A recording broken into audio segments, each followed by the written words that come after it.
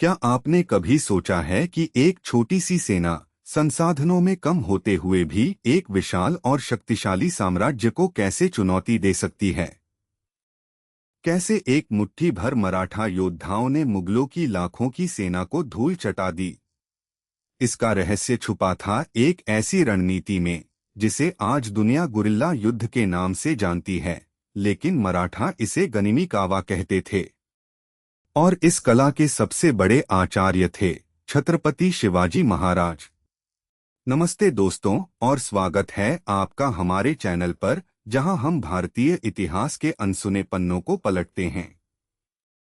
आज हम बात करेंगे उस अद्वितीय युद्ध नीति की जिसने शिवाजी महाराज को अमर कर दिया और जिसने मराठा साम्राज्य की नींव रखी। गनिमी कावा सिर्फ एक युद्ध नीति नहीं थी, बल्कि यह मराठाओं की जीवन शैली और उनके भूभाग की समझ का परिणाम थी। शिवाजी महाराज ने समझा कि उनकी छोटी सेना सीधे मोर्चे पर मुगलों से नहीं लड़ सकती। तो क्या किया जाए? उन्होंने अपनी कमजोरी को अपनी ताकत बनाया। उनकी रणनीति के मुख्य स्तंभ थे: एक, भूगोल का ज्ञान और उपयोग। सह्याद्री की दुर्गम पहाड़ियां, घने जंगल और गहरी घाटियां उनके सबसे बड़े हथियार थे। मुगल सेनाएं इन इलाकों में भटक जाती थीं, जबकि मराठा योद्धा अपने घर में थे। दो, तीव्र गति और घात लगाकर हमला। उनकी घुड़सवार सेना हल्की थी, बिजली की गति से चलती थी। वे अचानक हमला करते, लूटपाट करते और गायब हो जाते, दुश्मन को संभलने का मौका भी नहीं देते थे। तीन, आश्चर्य और मनोवैज्ञानिक दबाव। दुश्मन को कभी पता नहीं चलता था कि हमला कहां से होगा, कब होगा। इससे मुगलों में हमेशा एक डर बना रहता था, उनका मनोबल टूटता रहता था। चार, खुफिया जानकारी। शिवाजी महाराज का खुफिया तंत्र इतना मजबूत था कि उन्हें दुश्मन की हर चाल की खबर पहले ही मिल जाती थी। इसका सबसे बेहतरीन उदाहरण मिलता है शाइस्ता खान पर हुए उनके हमले में।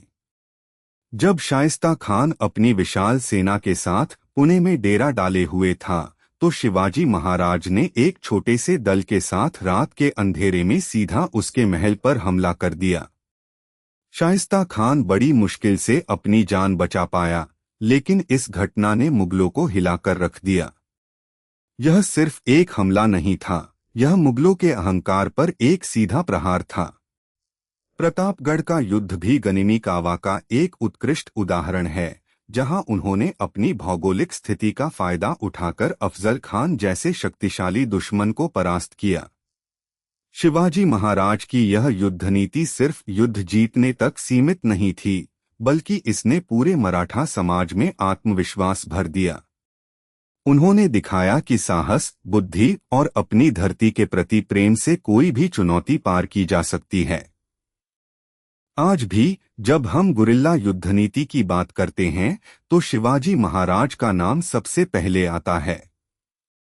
उनकी यह विरासत हमें सिखाती है कि संसाधनों की कमी कभी सफलता की राह में बाधा नहीं बन सकती, यदि इरादे मजबूत हों और रणनीति सही हो। तो दोस्तों, अगली बार जब आप किसी असंभव चुनौती का सामना करें, तो शिवाजी महाराज की गनिमी कावा को याद करें।